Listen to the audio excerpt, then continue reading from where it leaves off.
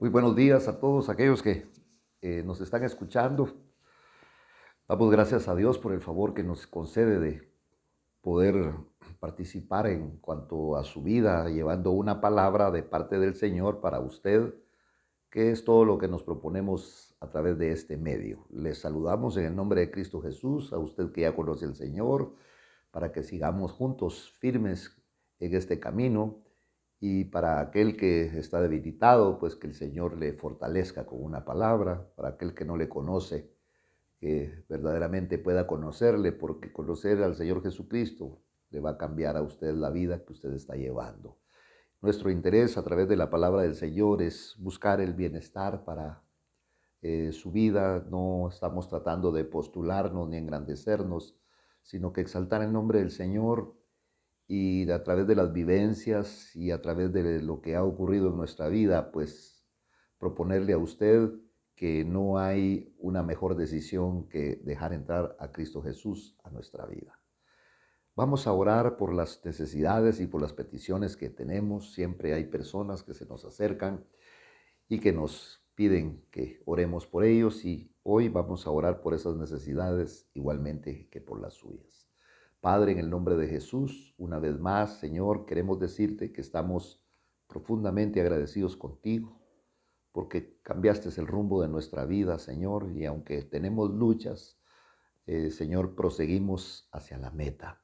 Te suplicamos por todos aquellos, Señor, que están poniendo en ti su confianza, por aquellas personas que están embatalladas, porque a pesar de que somos cristianos, vienen batallas, Señor, pero eres tú poderoso para sostenernos y darnos la victoria. Que aunque la victoria no va a ser nuestra, sino que siempre la victoria te la vamos a atribuir a ti, Señor. En el nombre de Cristo Jesús.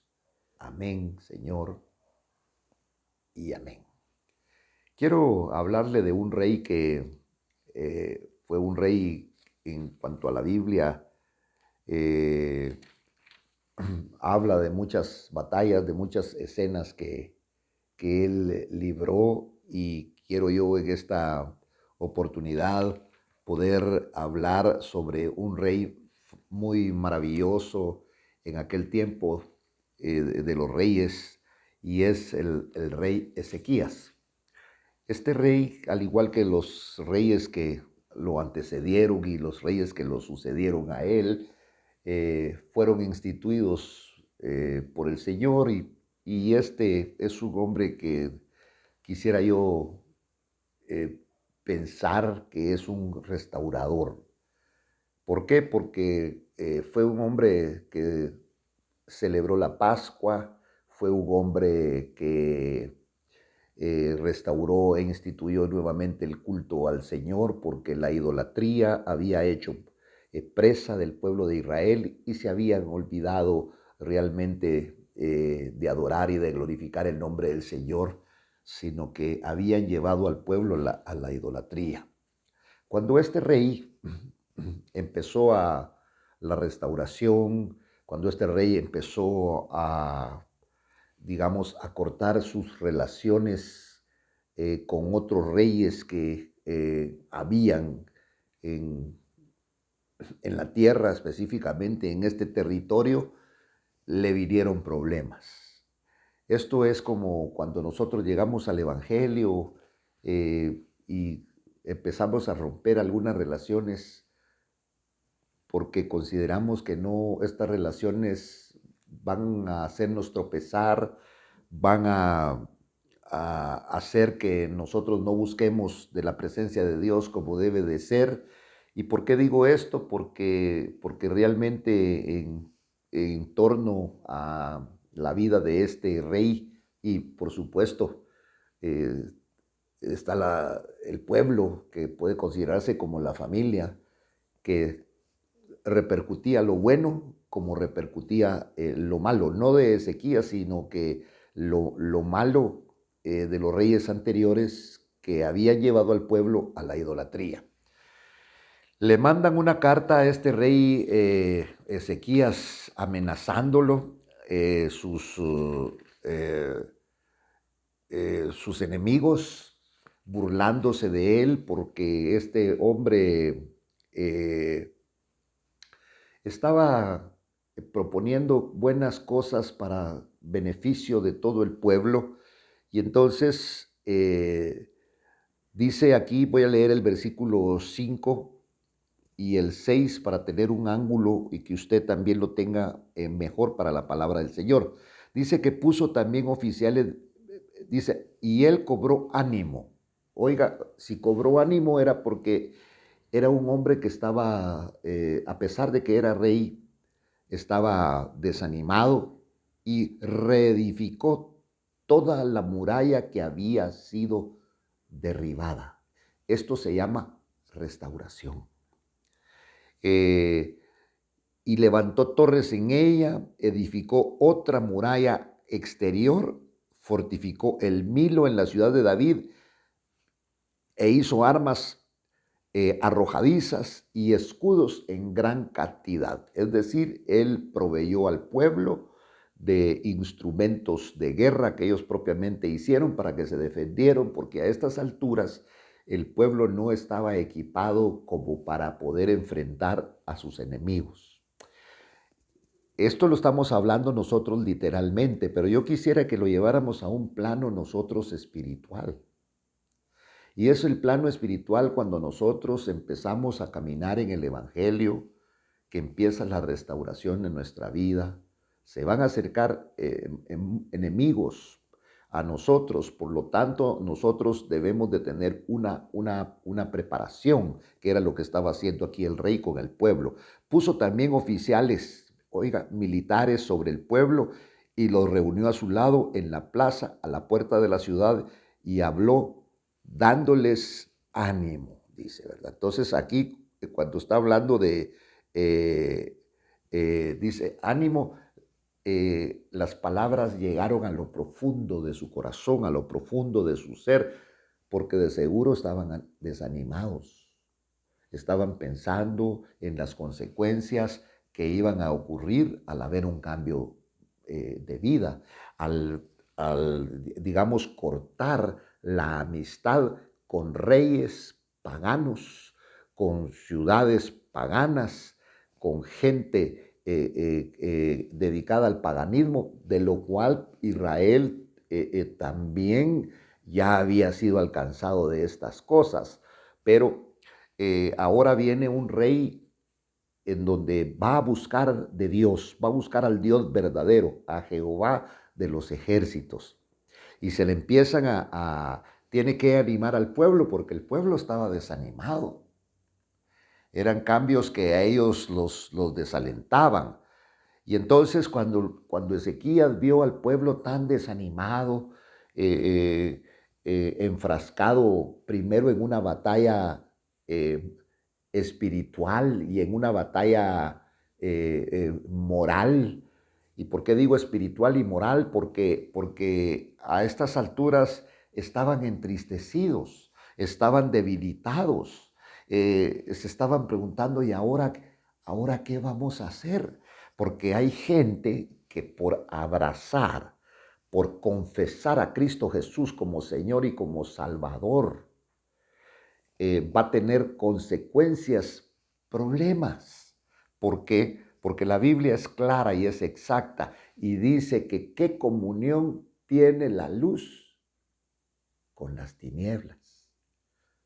Chocan, porque la luz al pegar, mire, las tinieblas ocultan todo, pero cuando la luz viene y pega en las tinieblas, refracta, refleja, alumbra todo lo que hay ahí. Por eso dice que cuando vino el Señor Jesús a su pueblo, a los suyos vino, mas los suyos no le recibieron. ¿Por qué cree que no le recibieron? Porque amaron más las tinieblas. Porque en las tinieblas es todo aquello que nosotros hacemos en lo oculto. ¿Por qué para beber buscamos antros oscuros, buscamos lugares apartados, así son los lugares realmente de perdición, donde hay unos policías ahí que lo registran para que entre usted a esos lugares lúgubres? Y entonces dice que los hombres, cuando vino el Señor Jesús, a lo suyo vino, mas los suyos no lo recibieron, porque alumbraba. Se habían acostumbrado ellos a vivir en la oscuridad, en las tinieblas, a hacer todo lo que es oculto. Y todos los hombres como género humano, dentro de, cuando digo de género humano, pues ahí van involucradas también las mujeres. Sin Cristo ocultamos muchas cosas, muchas facetas de nuestra vida. Por eso los hogares muchas veces fracasan, no todos, pero una gran mayoría de los hogares que fracasan es porque nunca tuvieron la verdad. Siempre se ocultaron la verdad, siempre ocultaron lo que realmente era, siempre escondieron el carácter que tenían, siempre ocultaron las adicciones, pero cuando ya integraron el hogar a través del casamiento, a través del matrimonio y que vinieron hijos, sale a relucir todo aquello que ocultó él y que ocultó ella. Por eso dice que estos amaron más las tinieblas y rechazaron a Cristo, como se rechaza el Evangelio. El Evangelio no es haga esto, no es haga aquello, no, no es una obligación. Por eso hay gente que muchas veces dice, mire, yo mejor no me vuelvo evangélico, así dicen, porque todo lo prohíbe. No, el Evangelio, en el Evangelio hay libertad. Lo que no es bueno en el Evangelio es el libertinaje. Es un cambio totalmente de vida. No es meterse a un seminario teológico, no es recibir una enseñanza nada más y que le den a uno su título, porque usted sabe que un examen se puede copiar, ¿verdad? Tal vez usted fue de los copiones igual que yo, ¿verdad? A la hora del examen se puede copiar, se puede falsificar, los maestros le pueden corruptos le pueden vender a usted los exámenes o se hacen compadre con los alumnos o por sexo o de muchas formas. Ese no es el Evangelio. Por eso vemos nosotros aquí y cuando Ezequías vio aquel pueblo desanimado, totalmente desanimado, como que si les estuviera proponiendo algo malo, y entonces viene Ezequías y le dice, sed fuertes y valientes, y no tengan miedo, ni sean cobardes a causa del rey de Asiria, ni a causa de toda la multitud que está con él, porque el que está con nosotros es más poderoso que el que está con él.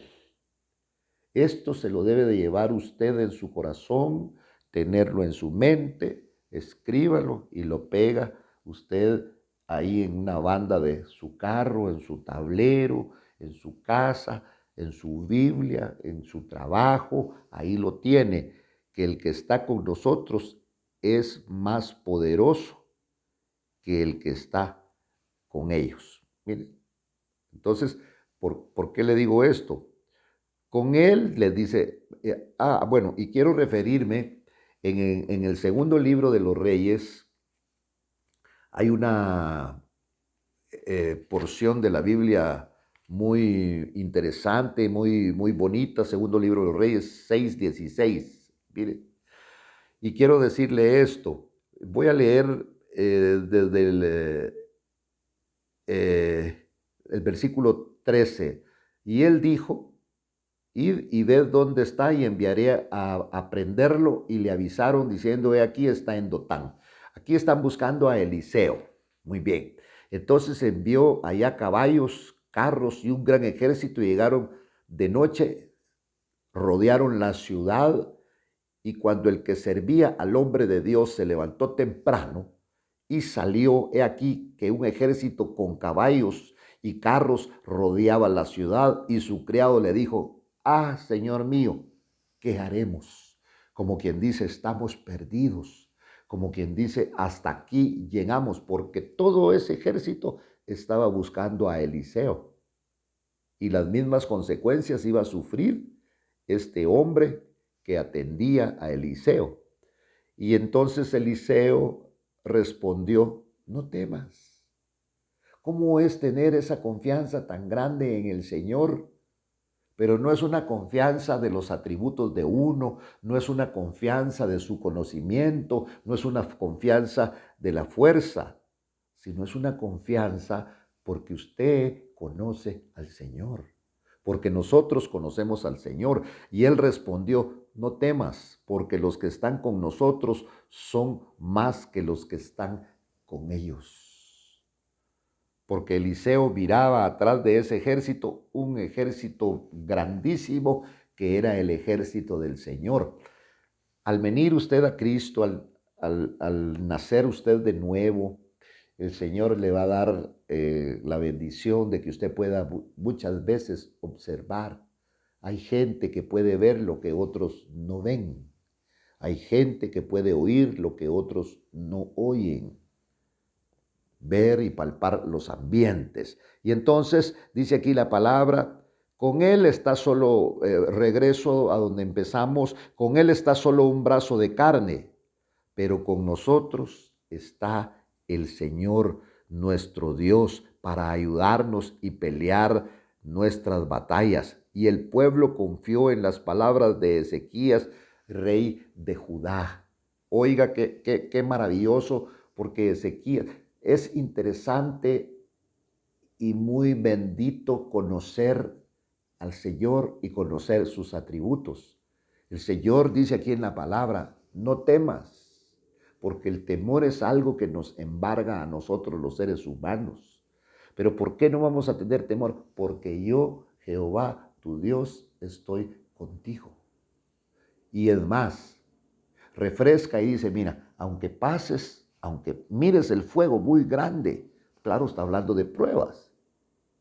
Y quizás está hablando de fuego literal. Y yo puedo darle ejemplos aquí en la palabra del Señor de cómo hubieron personas que calentaron un horno y las echaron ahí y no se quemaron. Pero era gente que confiaba plenamente en el Señor. Y estos son aquellos que se conocen como los tres jóvenes hebreos, ¿verdad? Entonces dice aquí la palabra, con ellos, con él, ¿con quién? Con este rey de Asiria está solo un brazo de carne, pero con nosotros está el Señor nuestro Dios para ayudarnos y pelear nuestras batallas. Él es el que pelea nuestras batallas. Si nosotros, mire, por eso el Señor pelea nuestras batallas cuando nosotros lo confesamos, cuando nosotros lo hacemos como Señor y Salvador de nuestra vida. Entonces Él habla y dice, clama a mí y yo te responderé. Te va a responder en el momento de la angustia, en el momento de la necesidad. Pero claro, tienes que ser tú una persona que honras al Señor con tu vida.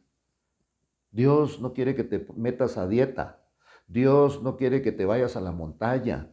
Dios no quiere que seas ermitaño y vivas solo. Dios no te pide que no rías. Dios no te pide que no comas. Dios no te pide que estés alegre, que estés triste. No te pide el Señor eso.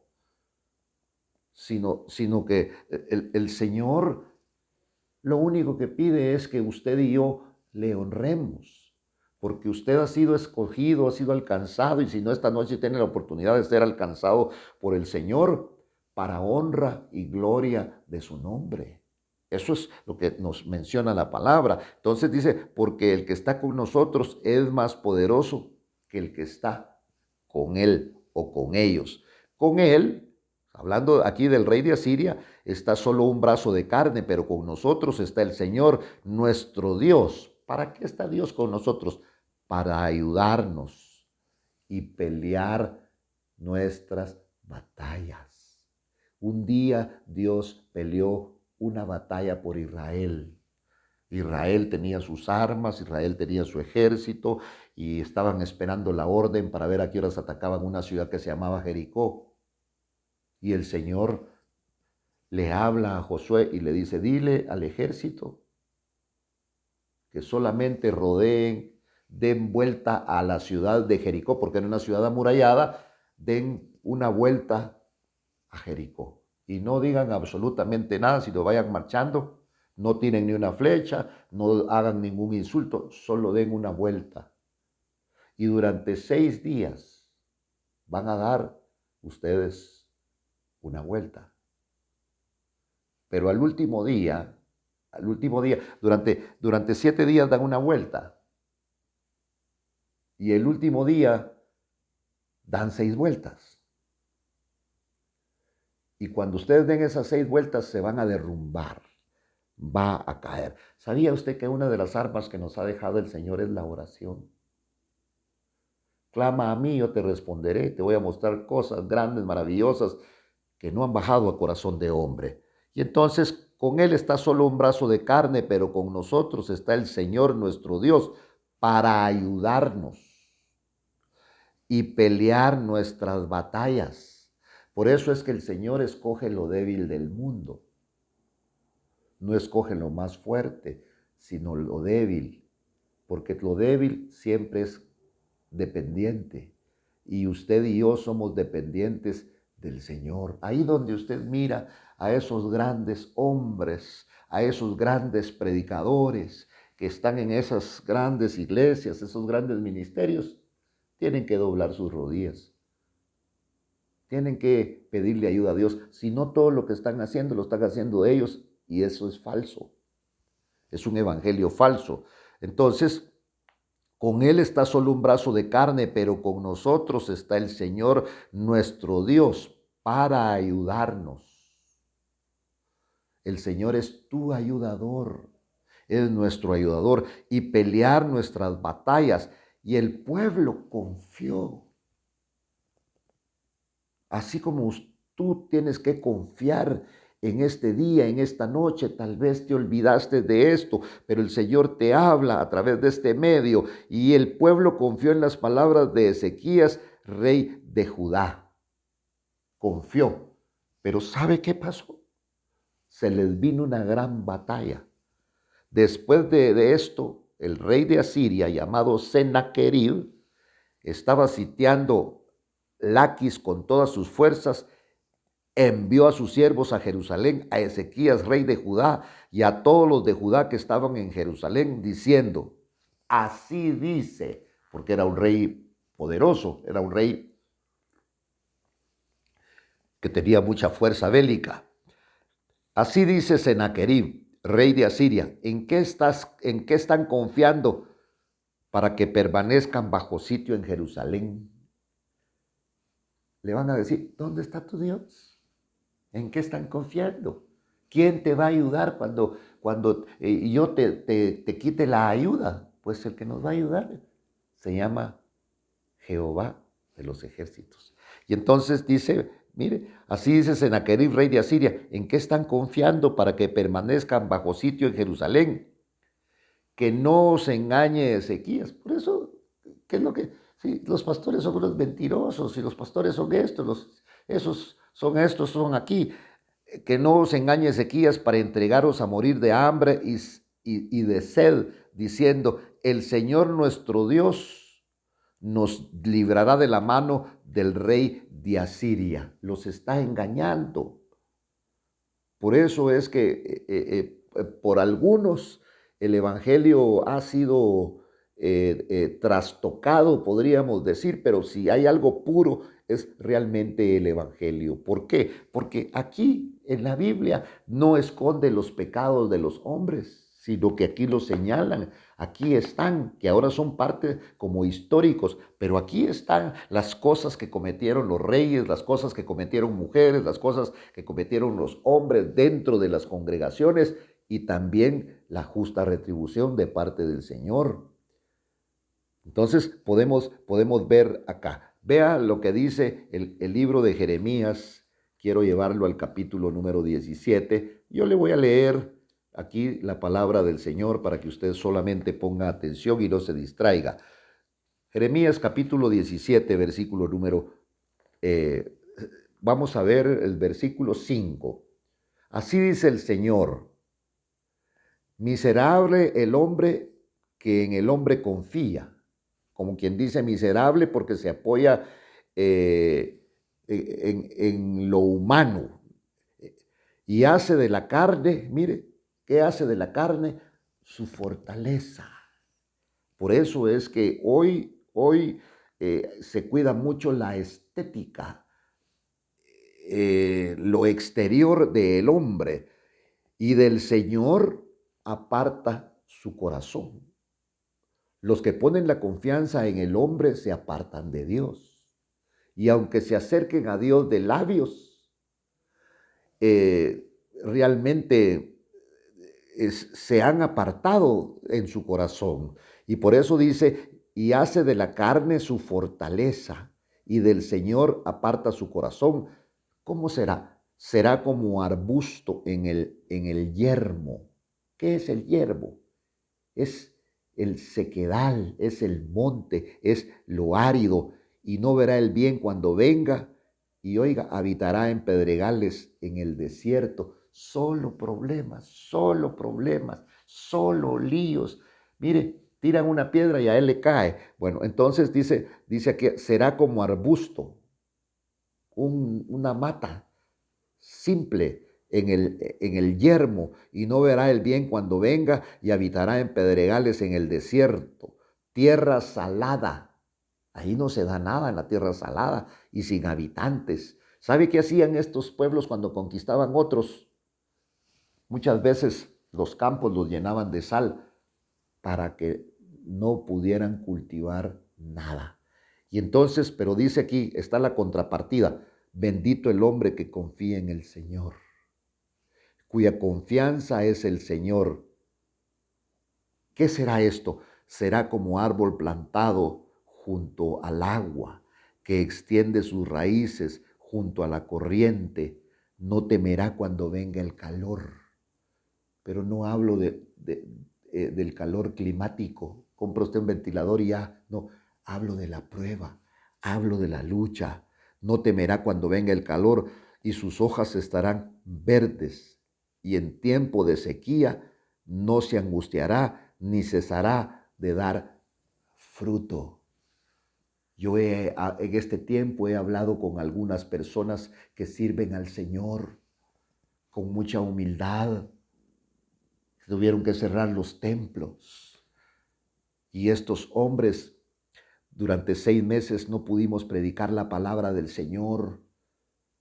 No hubieron ofrendas, no hubo liquidez. Pero sabe, estos hombres que verdaderamente son de Dios. Mire, los que tienen congregaciones grandes tienen millones guardados, ¿va? Venden uno de los carros que tienen y ya salieron del asunto, pues, ¿va? Pero gente muy humilde, gente muy sencilla, que predica la palabra del Señor. Los he ido a visitar, cómo están. Algunos se enfermaron, salieron de la enfermedad, pero sabe una cosa, ha servido para edificarme, porque me dicen, he visto la mano del Señor. Aquí, como no podíamos abrir, nos encerrábamos y orábamos y miramos la mano de Dios. Será como árbol, dice aquí, mire, no temerá cuando venga el calor. Son los problemas, son las situaciones, son las vicisitudes, y sus hojas estarán verdes, y en año de sequía no se angustiará ni cesará de dar fruto. Este es el Dios maravilloso que tenemos y que le proponemos a usted. Y si se ha alejado, dígale: Señor, perdóname. Voy a regresar a alabarte y a bendecir tu nombre. En el nombre del Señor Jesucristo, le deseamos a usted el mejor de los días, y que usted sea una persona en la cual el Señor le da la victoria. En el nombre de Jesús, amén, Señor, y amén.